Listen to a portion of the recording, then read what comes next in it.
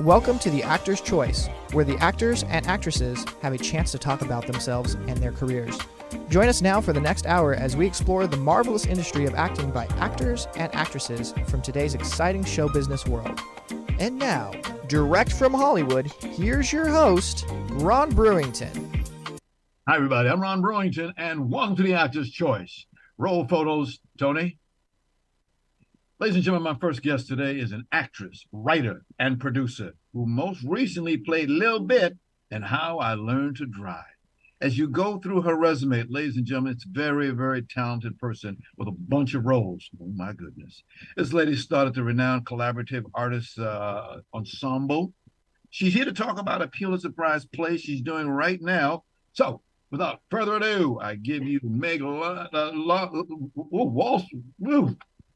I'll get it right. Wallace. What was I thinking about? That's good enough. Greetings, Meg, and welcome to The Actor's Choice. Thank you. I hear that you was born in Denver, Colorado. Is that so? That is true. That's a fact. Ooh, look at those big holes. Oh, that's beautiful. Beautiful. That's beautiful. My goodness. I've been there one time because the Air Force Academy is up there. I was in that area, so I went up there one time. Before we go any further, ladies and gentlemen, I hate to tell you this, but hear ye, Hollywood writers and studios have reached a tentative deal to end the strike. It took them, 146 days to be exact? I don't know what they was thinking about, but anyway, we got just a few more. Let's get right to it. Okay, madam, what made you become an actress? That is such a hard question. I did it when I was a kid. My mom loved to put me in pretty much everything. I'm an only child, hopefully not a spoiled only child, but so I did all the kinds of activities and I just loved doing theater. I'm actually kind of a quiet person, and I think there's actually a lot of introvert actors out there.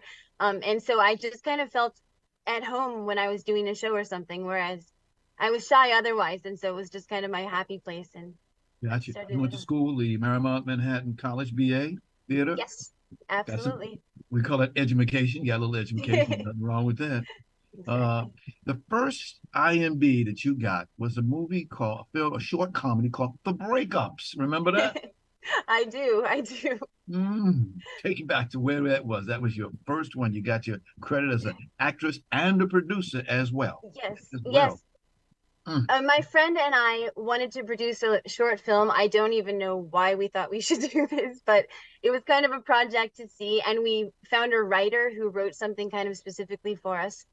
And we jumped in and did it without knowing too much about producing film at all, actually. So it was kind of an ordeal, but it was really a lot of fun. And I learned a lot, which is always what you want to do. So yeah. Got you. Fun. You do a lot of plays, madam. You go up on that stage when others don't, you do. It's what I love more than anything. So let me see. One you had was Anatomy of a Hug. We have a poster on that one.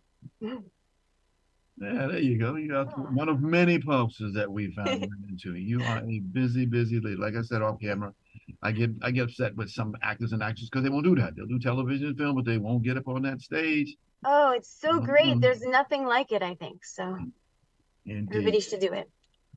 Got a little something for you, my dear. Right. Can you go to number 12 there for me, Tony? Oh, no. Who that? Who that? Who is that? Bad Halloween picture. I was experimenting with makeup during the pandemic. There was nothing to do. But it was fun. Can you hit the next camera? Ooh, you like cats, don't you? I love cats, yes. Wow. As you can tell from the makeup too. Oh my goodness. I also have a pet sitting business that I do as my day job, so I deal with cats all the time, so yeah. Okay. Yeah. I understand you got one that's the next one that we have for you. It's a cat with a beer. Is it Kenji Asakura? Oh yeah, that's one of my friends that I know from Facebook that lives in Japan that posted that. So people see cats and they think they've got to send it to me, which I don't mind at all. So yeah. Yes. Take us back for just a moment, ma'am. What was it like the first time you stepped up on that stage? You mean ever, like as a child? Ever. Oh my gosh, I was really, really, really little, and I think I was an understudy for something, and I was just excited to be there. Excited to be there and nervous and just like part of this big picture of people acting. I think it was a kids show of Little Red Riding Hood, and yeah, it's just so many things, but mostly just the moment I got on stage is just a feeling that you can't replicate in any really anything else. So Okay. yeah. You are here today to talk about a very upstanding play. They call a streetcar called Desire. Yes, indeed. We are in the midst of I think we have one more weekend. We've had 3 weekends so far. And Okay. yesterday we actually did 2 shows, which was pretty crazy because we usually only do one. So yeah. Give us a little background for a lot of people that don't know who wrote that play and what it's all about. Absolutely. It's a play by Tennessee Williams. It's a Yay. classic. Yeah. It's the writing is just so beautiful. Just hearing it, just getting to say it is a gift, honestly. And or read it if you get to read that play. I would recommend it anytime. It's about Blanche Dubois, who is a Southern belle who she and her sister lived in a nice big home, and her sister has moved to New Orleans with her husband, and Blanche has stayed behind and unfortunately lost the family home. And some things have happened. So when the play begins, she goes to see her sister in New Orleans, kind of as a last ditch effort of something to work out. And that's where it starts. And it's just kind of a train that starts there and takes off like a freight train and goes through the end. So Pulitzer Prize winner, I'm told. yes, definitely. I think a winner of almost every it's one of the greatest plays, I think. It's just amazing. December 3rd, 1947, opened at the Ethel Barrymore Theater in New York City. That's my home. So I Yeah. can Oh imagine that was wow. there. Nice. Born and raised in New York City. We call it the city Oh, so nice they named it twice. The city so pretty they call it New York City. that's it's a One of those great things. city. That's So amazing. this is the third full-length play that Williams, I understand, had done. I was doing some research because he is very interesting. That's being nice. Yeah. He is just off the hook. Oh We my got goodness. indeed. We got a couple photos for you. Tony, can you start with number 16? There's one. Can you tell us what we're looking at? Absolutely. That's Blanche's fateful, terrible birthday party, in which it's not going as well as she would like, and her suitor has not shown up that evening due to some handiwork by Stanley. Stanley and Stella are also in the picture, and Stella is pregnant in this one, so that's fun. This play literally has everything. It has something for everyone. So yeah. Controversy, maybe? Yeah. Yeah. Okay. 13 people in the cast, I'm told. Yes. Yeah, it's a big cast. We usually do smaller cast shows, so this is kind of a monster on all levels, honestly. It's long, it's a lot of people, but it's such a gift. So yeah. Okay. Next photo, Tony. That is Stanley and Blanche Uh-huh. getting along as well as they usually do. But it's always fireworks with Stanley and Blanche. Yeah. How did you feel when you were selected for this role? Overwhelmed, Yes. thrilled.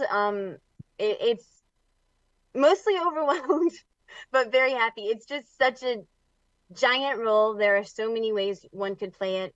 Yes. And yeah, it's just it's huge, but it's such an honor, and it's been amazing. It's been amazing. I wish that we had a long run to be able to keep exploring it because there's so much in it. I feel like you could do it for a year or 2 years and keep finding stuff. So it's yeah. What is it that excites you about this play the most? Really everything. This is just I think this is the kind of play that every actor wants to do at some point, and you hope that you get to do, and you pray that someday you get to do it, and to be able to actually do it. It's challenging. The words are beautiful. The relationships between the characters are so complicated and so beautiful. The characters are so complicated. Like I said, I feel like we're 3 weeks out of 4 in, and I feel like I'm just getting my toe in. So it's crazy, I hope maybe someday I'll get to do it again because it's amazing. Okay. You think they would ever make a movie again? I know of what I saw in 1995, they did a TV movie. You think they'll ever do it again? Maybe. I think they might. I think I saw a couple versions of it. I know. Are you talking about the Anne Margaret one or? Yes, ma'am. Mm-hmm. Yes. Yeah, I saw that one, and I think they filmed another one. I don't know, but they might. 1951. Vivian Yeah. Lee. Oh Marlon yeah, Brando. that one too. I think I've seen one with Jessica Lange too, Yes. but I don't know what year that was. I think it was on YouTube. Honestly, I don't really know. So 1951. oh, okay. Yeah. Okay. Next video, next picture there, Tony. Oh, there you go. Oh, yes.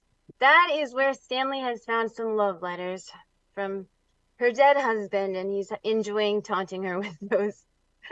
And yeah, that's quite a moment. There's so many big moments in this play, but yeah. And very typical of their relationships, unfortunately. But Indeed. Next one there, Tony. all right. This one is actually one of my favorite scenes. I hate to say that probably sounds horrible, but I think it's Blanche's happiest, possibly, at least to me, in this scene. A young newspaper caller has come to the door that is probably the same age as her husband. Blanche is kind of really stuck on her husband who passed away. And this young man comes, and I believe that he sort of reminds her of another sort of young, sensitive man like that. And she kind of has a little fun flirting with him, but it stays pretty safe. But yes. Okay. Next picture. Oh, that is the poker game. When they have just first come in, and gosh, lots of great actors in this. Mark Jones, who plays Steve on the left, is the funniest person and just like a ray of light in the play. He's hilarious. We get to watch that scene because we have a fourth wall exit or entrance, and he's telling this funny story about a chicken.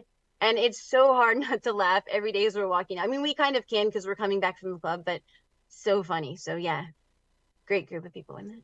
Okay. Next one, please. Oh, this is fun. This is the flower seller, who is played by Wendy Garcia, who's great, and Kathy Bell Denton is Eunice. She's amazing. I've done a lot of plays with her. And then Eve is the neighbor at the beginning of the play, and yeah, everybody's such a character and so great in this. So. Wow. Yeah. Next one, Tony. That is Kathy and Mark as Eunice and Steve. And honestly, they are hilarious. They're fighting all the time and making everybody laugh. And really, in our production, such a light spot because they're funny. It gets so serious and so heavy and difficult sometimes. And then there's Steve and Eunice, and people love them. So We got a couple more. Next one, Tony. Oh yes, the Sherry Theater. That is where we are performing at. Yes. Yes, Center for Arts, film shoots. I see a lot of people go there. Yes. Yeah, they do everything, I think. There's another good picture of it. There it is. There it is. Ooh, little storefront theater.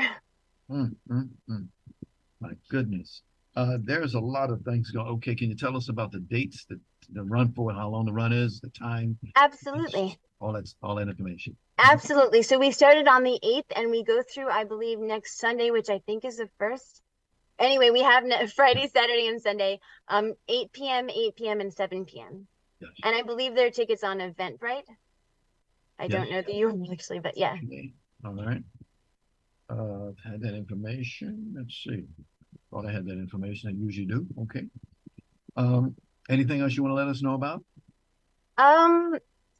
For that one, that's it. It's a really, really wonderful play. I recommend, even if you don't see this, read it. Get to know all of Tennessee Williams, because there is nothing, just the way he writes is so beautiful, and everyone should read it or see it. So yeah. Okay. You are an actress, a writer, and a producer. When are you going to do some directing? I've done a little bit of directing, and I would actually love to, but I also feel like I'm quiet, and the first time I did it, I don't know that people really listen to me. I mean, I have great ideas, or I don't know if I have great ideas, but I have ideas. But I also feel like I don't know. Maybe someday I would love to do that. I would really love to do that. That's an interesting position to be in. I see. Yes, definitely.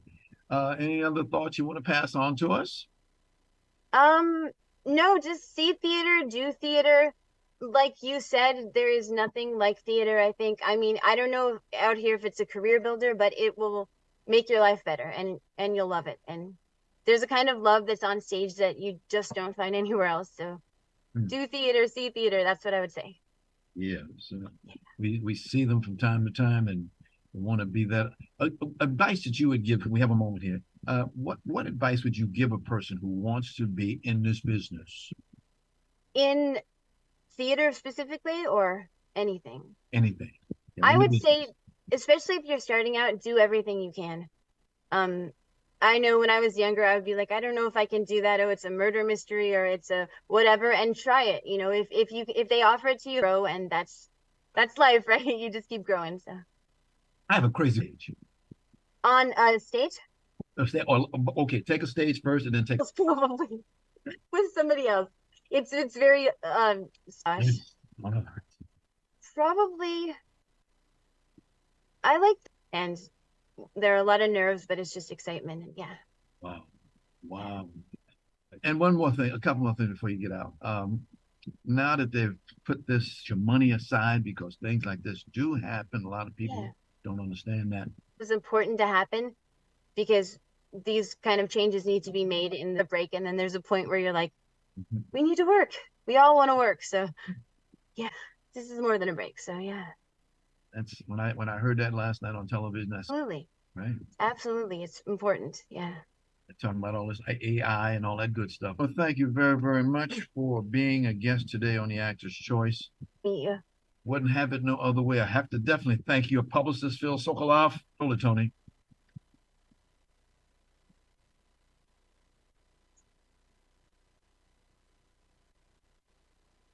Okay, ladies and gentlemen, let's see. What are we doing today right now? Give me a second. Okay.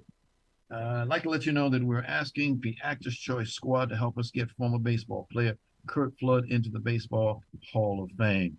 Now, Curt passed away January 20th, 1997, was the husband of one of our wonderful guests, renowned actress Judy Pace. So all you got to do, ladies and gentlemen, is please contact our office at 213-349-3941. It's 213-349-3941. Okay? This is Park. I'm putting a special commendation on your record. The medical computer did the work, sir. It was just a soup. Diddy. Hi, Ron. Thanks, Doc. Ladies and gentlemen, my next guest today is an actor who is starring in a new play called Tacos L.A. Brooklyn.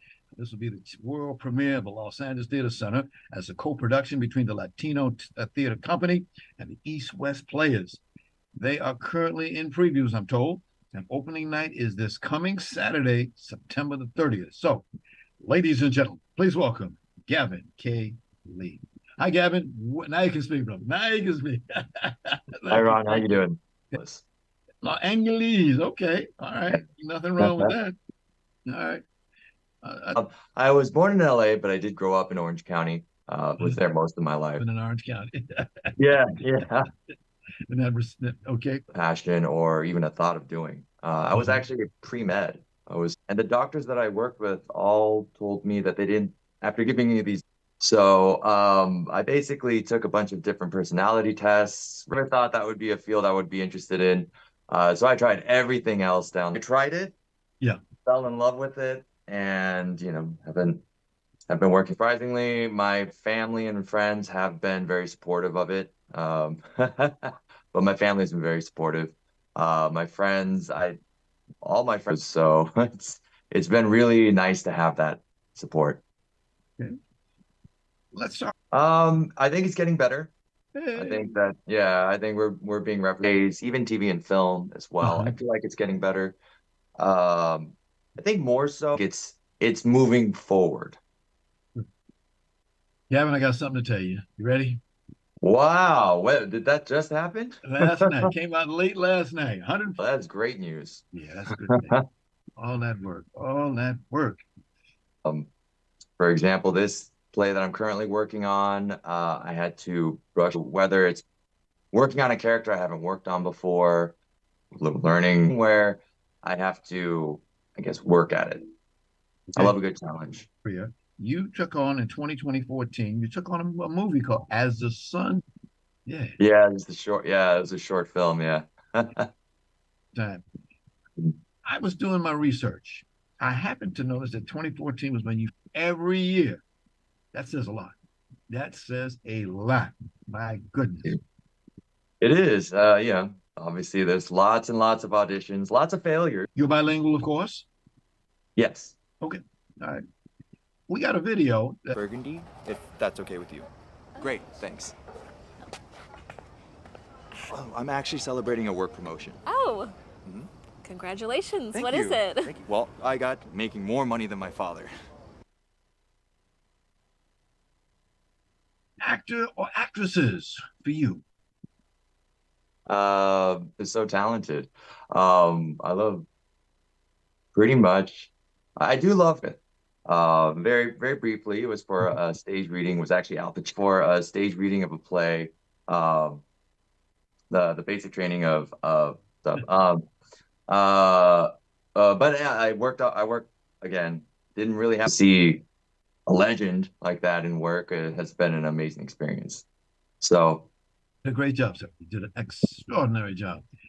You are here today to tell us about. so this play is over at the LETC, and it's a Korean American, kind of hardened by foster life, grows up in East LA.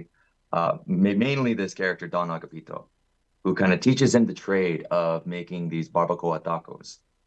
And so the play, as you kind of learn about his life, and he's kind of trying to turn his taco stand into a brick and mortar restaurant. He ends up being accused by a social media influencer of cultural appropriation. And so this play, you kind of see them battle it out. It questions a lot of like, oh, okay, what is the difference between cultural appreciation versus cultural appropriation?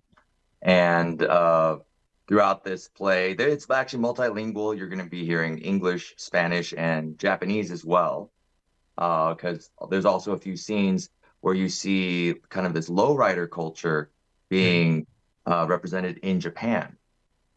And so the play itself, there's a lot going on, right? A lot of different themes. To me, there's a lot of family involved. For my character, anyway, it's really about the love I have for, making these tacos, my abuelo who takes care of me, and obviously these relationships that you build with your peers in the market, the LA River Night Market. All right.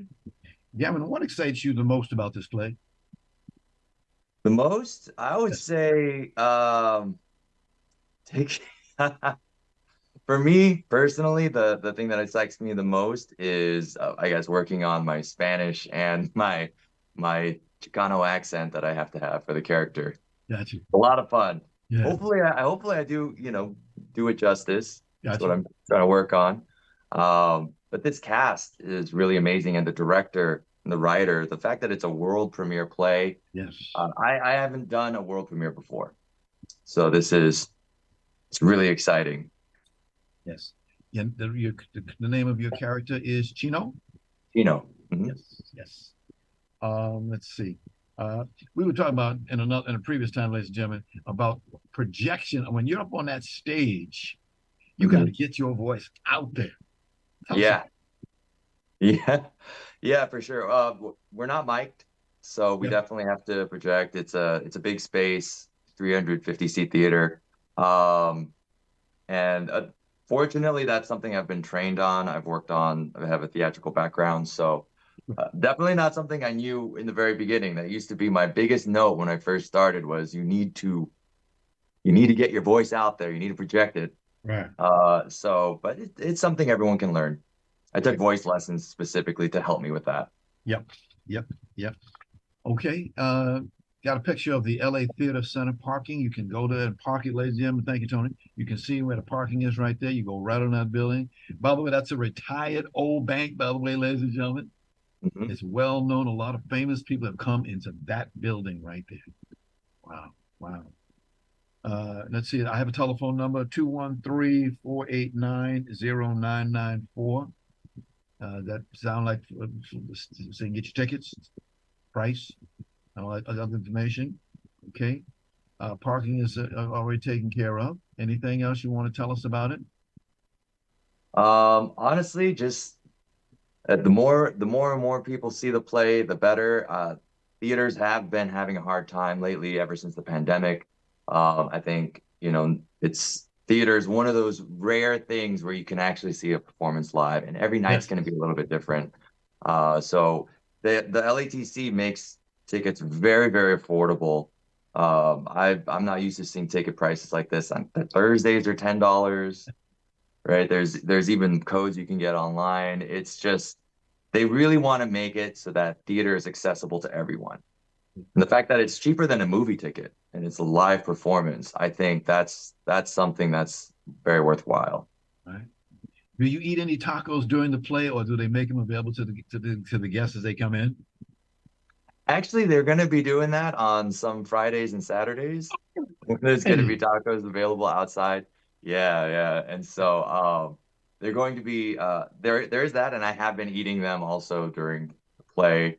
Interestingly enough, right across the street, there's also like a couple of different places to get tacos. So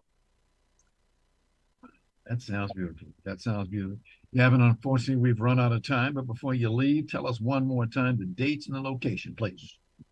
yes, so you can go watch Tacos La Brooklyn over at the LETC. It's in downtown.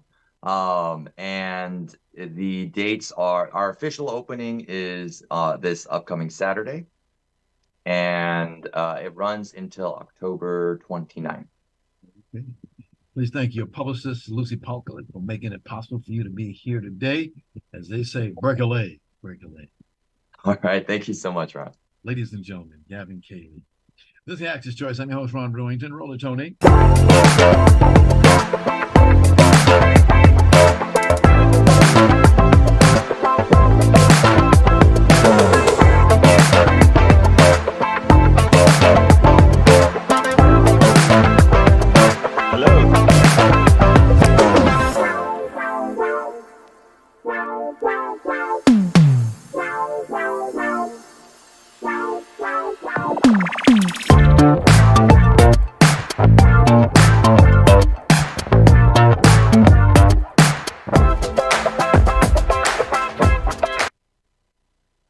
Ladies and gentlemen, for more information about the Tac Row channel, please call us at 213-349-3941. That's 213-349-3941.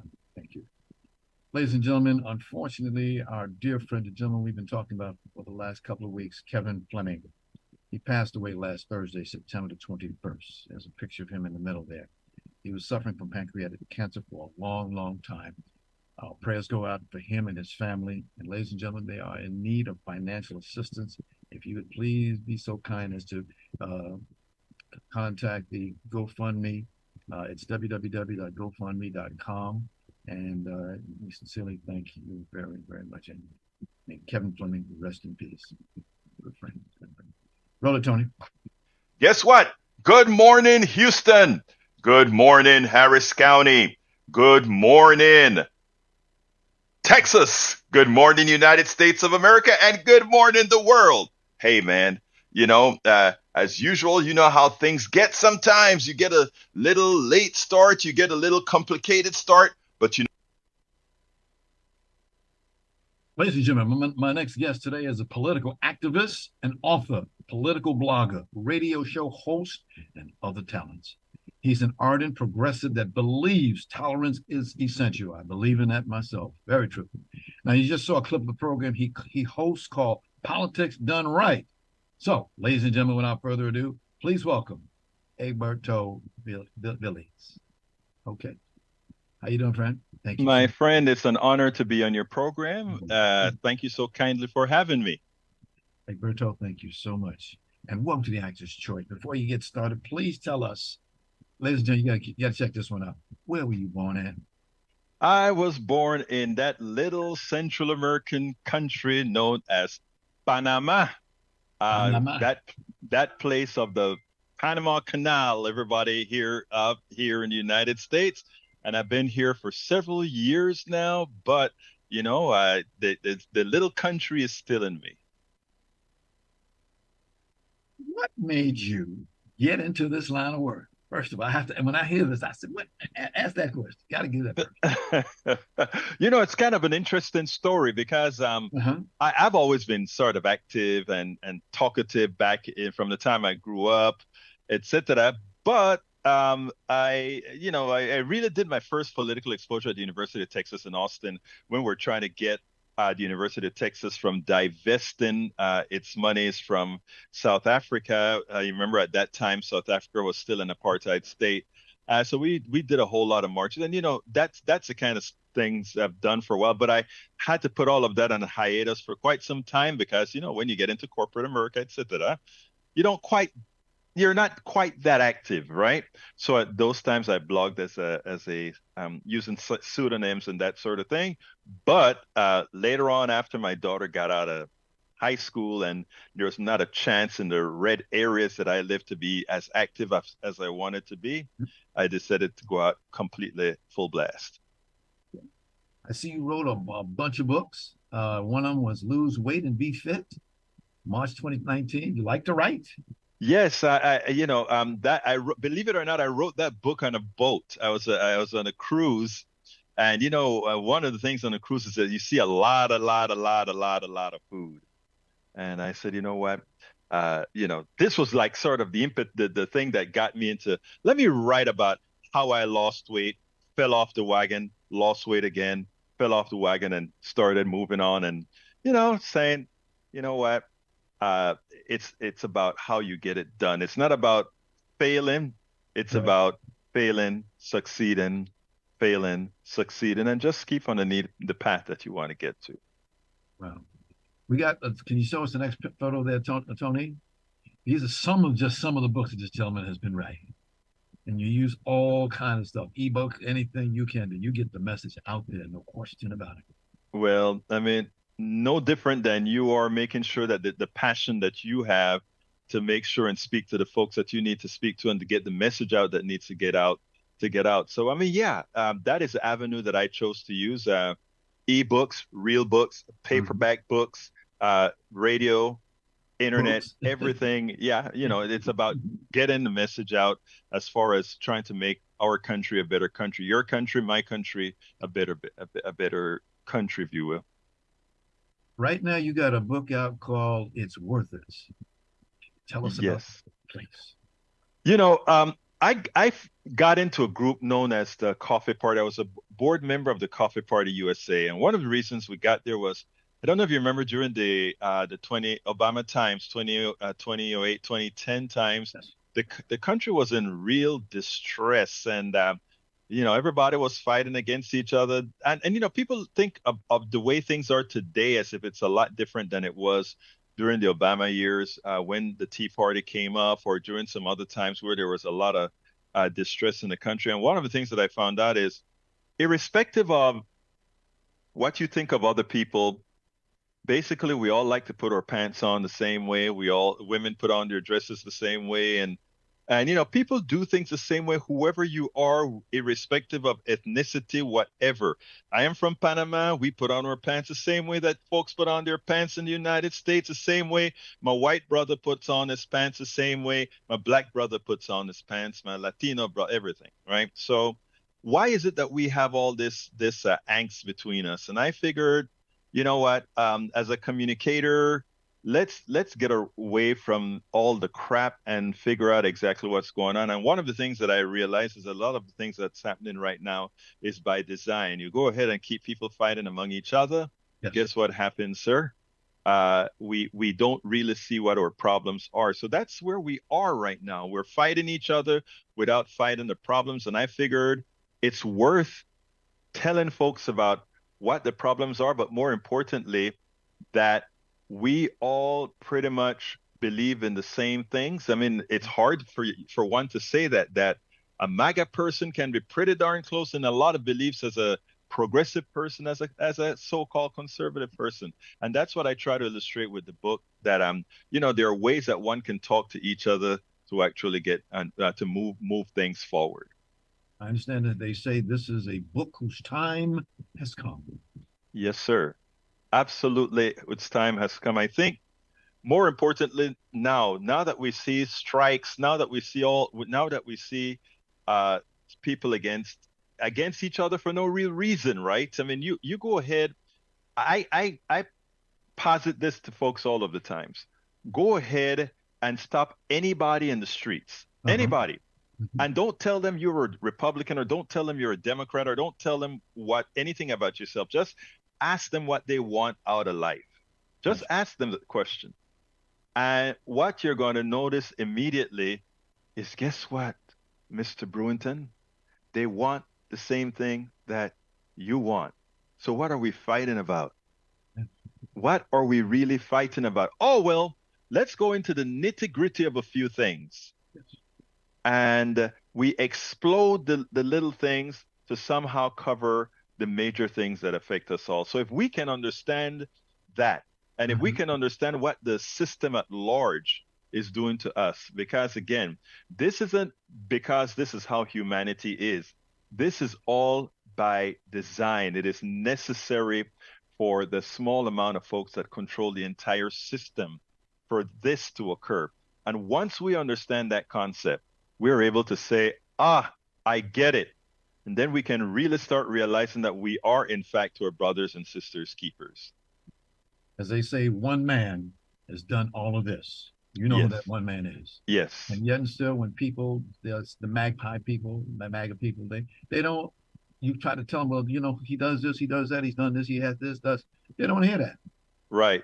You know, it's interesting because what I started telling a few people is, before I really start to talk to a lot of people that are diametrically opposed to some of the things that you know, and many of us stand for, I first try to get them to like me.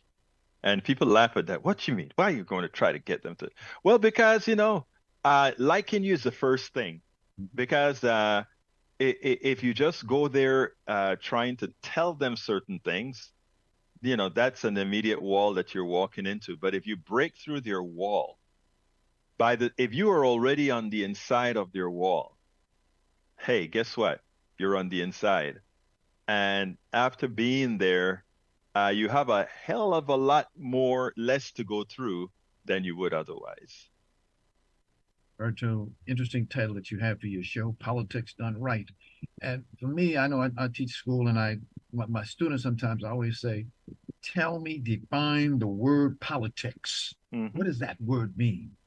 You know, on my website, I put political engagement should be a requirement for citizenship. Politics is everything. Even for those people who don't believe in politics, who don't want politics, their non-belief in politics is politics. Politics depend on every single concept, everything that we do, everything that affects us as a whole, as a society, that is politics. You know, some people think politics, because it kind of comes from policies. It's about writing policies and all of that. That is true. But again, policies come from things that we want. Do you want clean water? That's a policy. Do you want to be able to go to a bar at night? That's a policy. Do you want that bar to stop selling drinks at 2 or 4 in the morning? That's a policy. All of that, everything that you do in any country is governed by politics. So to believe that you're not a political being is to not understand that you exist in a society. It's just that, Egberto, that sometimes I see a lot of people, they are now politicians. That's the next step. And they do everything they want to do wrong. Well, I'm a politician. You know, you can't talk to me. I'm a politician. Well, interestingly, that is the things that I'd like to eradicate. I want people say they don't want career politicians. The truth of the matter is, I do want career politicians. Okay. I don't want somebody that doesn't know how to navigate into writing policies doing it, because you know what we get the MAGA wing of the Republican Party, people that go out, just like you said earlier, I'm a politician. Saying you're a politician don't make you a politician. Being a politician knows how to go out there, make deals, and say, you know what, I understand that your folks want this, my folks want this. Where can we come in between to maybe not make all our folks super happy, but at least everybody feel like they're part of the game? That's a political skill. And so I don't want somebody who, a businessman who only gets his way to be a politician. I don't want somebody who simply is an exec somewhere to be a politician, because they don't know the art of politicking. As you might have heard today, something very good happened. It seems that Hollywood writers and studios have reached a tentative deal to end the strike. Yes. 146 days. Yes. Maybe, just maybe. And they talk about, while they want to strike, AI, artificial intelligence. Got a video, just want to run it for you. Do it. Sure. Go ahead, Tony. I want to start out with AI. The theory is this.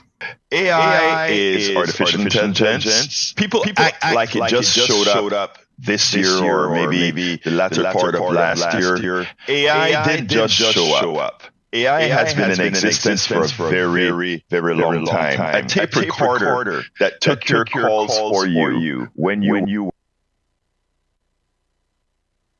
comment. Yes, let me try to break this down. Our system always attempts to make that new thing something that we have to fear. It's the boogeyman. And the reason why they want to do that is if you fear this new thing that shows up, somebody can come out and be your savior. And they are going to save you from AI. And what they want you to do right now is fear that AI is coming for your jobs. And what we're going to do is we're going to take care to make it right for you. AI is going to come for all of our jobs in this particular manner in a good way, if we do things right. Yes. If we do things right, the strikers right now, the writers, they're concerned that AI is going to take their jobs, right? Here's the deal.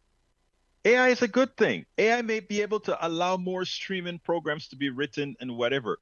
We shouldn't be competing the human being that is. We should not have the human being competing with AI. Look, there are professional, no, I shouldn't say professions. There are scripts that AI can't write because there's a human in us. AI can simulate humanity. There are certain things that AI can't simulate, but even if we think about that, what AI is supposed to do for us is have us work a hell of a lot less. In other words, that whereas that person may get $10,000 for a manuscript, for $10,000 for a manuscript, hey, they may get $10,000 for a half a manuscript, which means $20,000 for a manuscript. In effect, what I'm saying is the following. AI was designed by all of us because AI is a composite knowledge of humanity. In other words, when that AI writes a script, it went ahead and examined scripts from people from all over the country, from all over the world in its databases, and it used that to create something. I'm speaking in the form of scripts right now for your profession as far as actors are concerned and writers. So therefore, what it means is not that these guys should fear it, that whenever we have a human written script, that they would make that much more of it, and that also those scripts that are created by AI, all the monies that are created based on that script doesn't go to the executives in Hollywood or whatever, but it goes to the consortium of all writers who make up the writing industry. As an example, let me give a true example.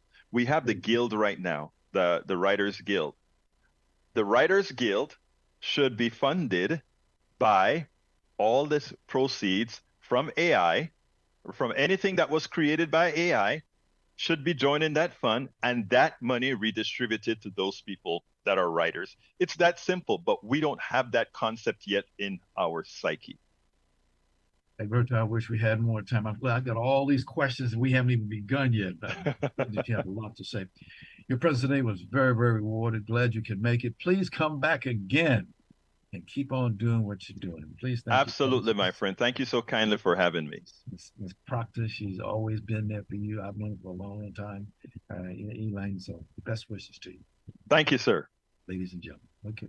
I want to thank our sponsors, Harvey Brandman Photography as an Art, Ron Irwin's Lose Life, The Way to Lose Weight, Larry Buford's book To the Future, Time Travel, Message in a Capsule, State Farm agent Carlo Green, and veteran actor Rob Brownstein's actor training in Actors Space. Much thanks to our guest today, actress, writer, producer Meg Wallace, actor Gavin K. Lee, and political activist, author, radio show host Egberto Willies. Actors Choice is a presentation of B&B Productions, Ron Brewington, president, and Sydney Chandler, executive producer. Special thanks to our ever-growing audience. Be well. I'm Ron Brewington. See you next time.